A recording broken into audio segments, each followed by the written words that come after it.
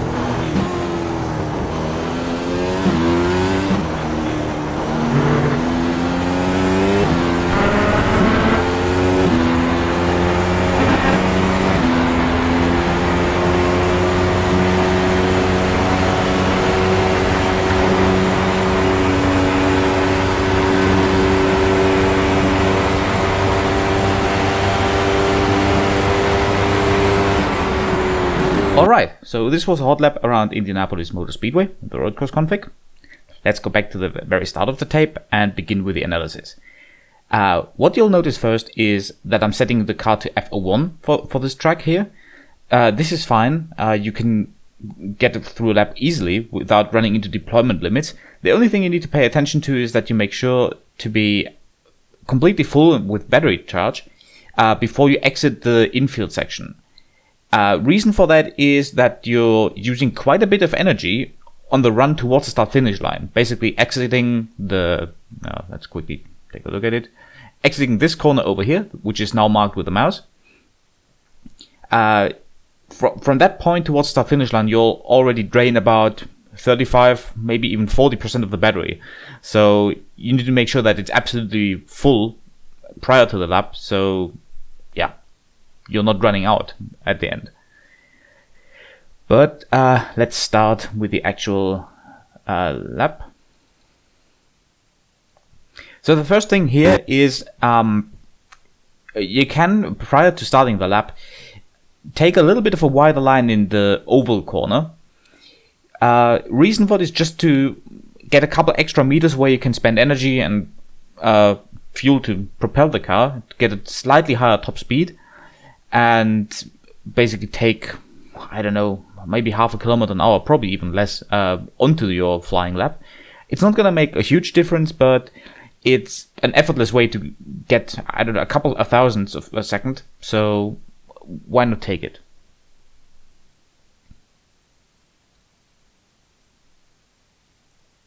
The next important bit is this sign right here. It's a DRS sign. It's kind of hard to see. I've done this lap with Rift, so if I, for some reason, don't hit a line correctly, blame the Rift, or rather blame the driver that is not accustomed to the Rift just yet. At least with the Rift, this sign is kind of difficult to see at speed. You're already arriving at 330-ish, so that's quite something. But pay attention to that and try to open it up as soon as possible, as usual.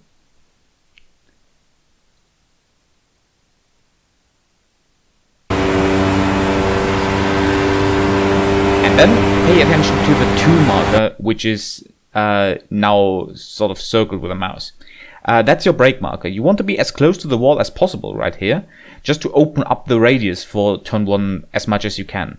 If we go to chase view, it should probably... there's still about the tire width, maybe slightly less than tire width of space, but try to get close and then brake at the 2 marker to slow down. Let's quickly take a look at that in cockpit view.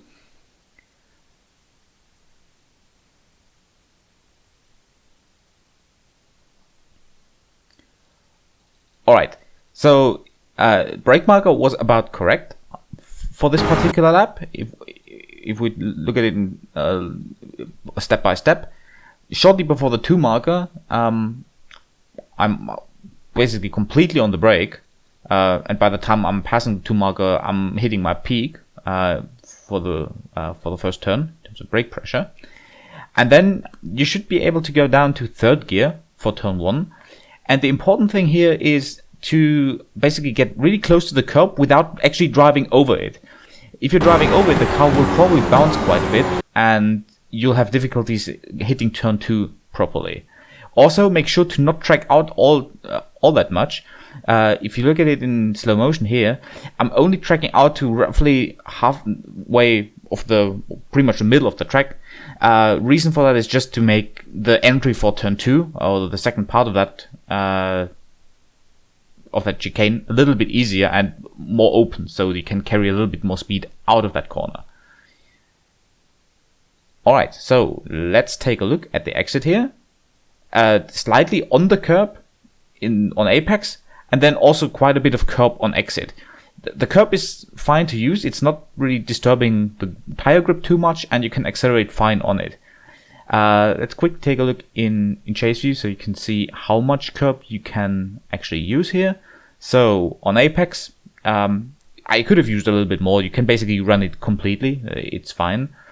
And on exit, it's also fine to pretty much use everything you have available. Be aware of the grass. That's something you shouldn't use, but the actual curb, no problem at all.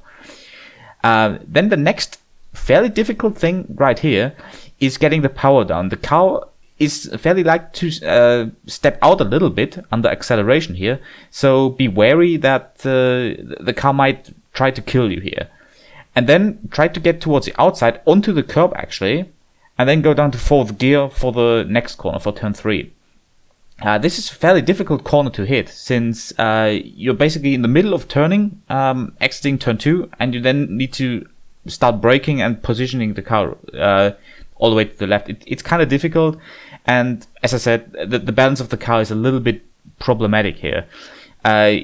There are ways in the setup to fix it. You can basically soften the rear a little bit, or take out a little bit of front wing. That will make it easier, but it will ultimately also make the car slower over the rest of the lap. So the setup that is uploaded is pretty much what I would consider the optimum for this in terms of balance. It's just a little bit tricky to drive. So for this corner here, you should aim to hit the inside curb, but only slightly. Don't drive over it completely, and stay on it for fairly long. In this particular lap, if we look at it in chase view, I unfortunately have driven off of it too early, and I also didn't hit it, which also is not ideal. And as you can see right here, I'm already driving towards the outside without the corner being sort of done and dusted just yet. So this wasn't ideal, but unfortunately in that lap that happened. And on exit, again, you can use all the curb you have available, just be aware that you shouldn't hit the grass. That is not great to hit. Turn 4 is pretty much flat out. I think it can be taken flat. I think in this lap I've lifted a little bit. You can take a tiny amount of curb on the inside, and then you should try to position the car towards about 3/4 to the right hand side, maybe 2/3 or so, for the next corner. Let's quickly take a look at it in chase view before we go to the next one. So right here, you can use a little bit more curb. It should be fine. Just be aware that there is a little bit of a bump right here when it changes color. So it could unsettle the car a little bit. So don't take too much.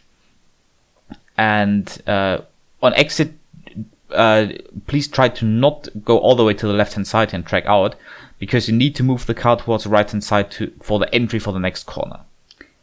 Speaking of which, one of the difficulties here is that you basically need to start slowing down while you're still turning right, and then transition to turning left. Be aware that you should absolutely try to not lock up the left front tire here, else you will have massive difficulties hitting the apex here. And speaking of the apex, it's a corner where you basically need to hug the inside for basically forever. It feels kind of weird, but diamonding the corner, basically treating it as a double apex corner or something, hasn't yielded any good results for me personally. So I'd recommend to just stick to the curb all the time. And for the exit, which is kind of important, don't track out at all. You lose a little bit of time in that particular corner if you don't track out, which is fine, because after all, we're dealing with another corner which is following immediately after, which is basically leading to the second DRS straight. And you gain a lot more by basically sacrificing the left-hander in order to get a better run out of the right-hander. So, yeah, basically stay all the way to the left-hand side, hug the curb, take a quick look in chase view, and just optimize for the right-hander. That will yield much better results. As you can see here, you can use quite a bit of curb here. It should be fine. Even in the middle of the corner, I unfortunately was a little bit too quick here and couldn't really hug the inside as much as I would like to. I'd ideally hug the white line all the time, and then towards exit step on the curb a little bit. And then, as you can see, I'm basically on the white line at turn-in for the right-hander. Let's quickly take a look at it in cockpit view. It's a corner where you can use quite a lot of curb. Actually, you can use everything it has on the inside, and then try to straighten it up early and aim for the DRS sign. You can actually drive through it. I don't do that because I honestly think it looks fairly stupid, especially in broadcasted races, but theoretically you can do that. It's not collidable, it can't damage a car, so you could theoretically just plow through the DRS sign. Just be careful to not track out too much to the left hand side, since there is a slowdown penalty once you've overdone it. So don't go all the way towards the grass, but just aim for the DRS and that should be fine. And then speaking of the DRS sign, pay attention to open it up as early as possible. It's kind of difficult at this particular corner, since you're still somewhat in the process of straightening out the car and managing traction, and sometimes it can be a little bit overwhelming to try to get the power down, manage traction, and then also think about opening up the DRS in time. But it's important here, even though the straight is not as long as the start finish straight, you want to open it up very early. So let's quickly take a look at this in chase view.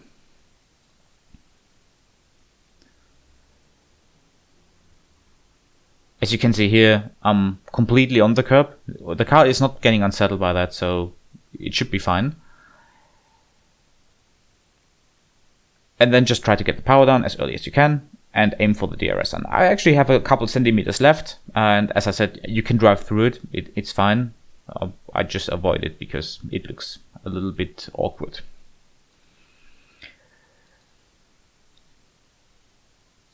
Then comes the DRS straight. Not much to talk about. Just make sure the DRS is open.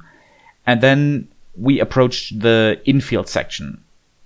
This is probably the trickiest part of the circuit. And yeah, the breaking point is roughly when this curb here starts, maybe slightly afterwards. Let's quickly take a look at it. So for the first part, you want to go down to 4th gear and then aim for the inside curb and really drive on it and hug it. Don't track out too far. About 2/3 of the track width is okay. Then immediately turn right, go down a gear and hug the curb again. You should be completely on it. And again, don't drag out. Then go down to second gear, clip the inside curb. Again, don't drag out. You need to move the car to the left hand side again, as much as you can. You can accelerate here up to third or fourth gear, and then cut the inside curb as much as you can. It's way beyond the curb, but that's the fastest way. It's bumpy, but with a little bit of attention you can manage it. Then up to fifth gear and drag out all the way, get the power down, and then basically just cruise towards the start-finish line. Let's quickly take a look at it from chase view, so we can also take a look at the break point here. So, braking starts just before, basically in the middle of this gap here. Here's a little bit of curb, here's a little bit of curb, and pretty much in the middle of this gap right here, this line that I'm drawing with the mouse right now, this is where I'm starting to stomp the brake. You can also have the tires on the curb here on entry. The curbs provide surprisingly high amounts of grip, so it's not an issue like, for example, at Coda, where you are at risk of locking up the outside tire for the corner, which would be terrible. You will have terrible understeer if that happens under braking. But on this particular track, that's not an issue. So you can brake on that, then turn in, get as much curb as possible here. That worked fairly well in this particular lap. Get a lot of curb here as well. Even maybe clip the grass a little bit. It looks like I'm clipping it a little bit here, but should still be fine. Oops. And then cut this curb a little bit. Pay attention to not cut it too much. There is a off track that can be acquired fairly easily if you move the car a little bit further to the left hand side. And while it's still fast, that way it's invalid in qualifying. And also, you don't want to hit the incident limit in races. So try to avoid it. Just aim for the left hand tires to hit basically this inside edge of the curb. That is fine. Then again, don't drag out all the way. Move the car over to the left hand side as much as you can, and then cut it a lot.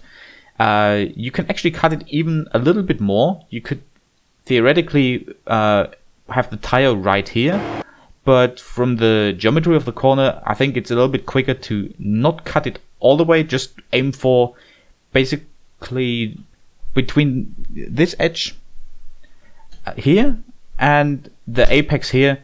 So the middle ground is probably right around here. That's where you should aim for on entry, or the first part of the apex rather. And on the second part, also somewhere around here, which is marked with the mouse right now. That's where the tires should end up. In this case, I actually cut it a little bit more and was almost on the grass here, on the second part, or at the end of the curb on the inside. And then basically just try to get the power down. Don't spin. It's kind of easy here to be too eager on throttle and spin it. You can use a little bit of curb here. Don't go over it though. The car will bottom out if you drag out a little bit more, and that will cost you quite a bit of speed on the run towards the start finish straight. And then that's pretty much it. We can now fast forward a little bit. Stay on the inside right here. Compared to the sort of approach to the hot lap, or the setup for the hot lap, you should hug the inside here as much as you can, just to save a couple meters. And then that's a question of preference really. Some drivers drag out towards the wall and try to reduce the rolling drag of the tires a little bit by steering less. I personally prefer to stay all the way on the inside to save a couple meters. I think that provides a little bit of a performance gain. It's probably worth a couple 1,000ths of a second, maybe a half a hundredth or so, 5 1,000ths of a second. That's probably in the ballpark. I don't know it for sure.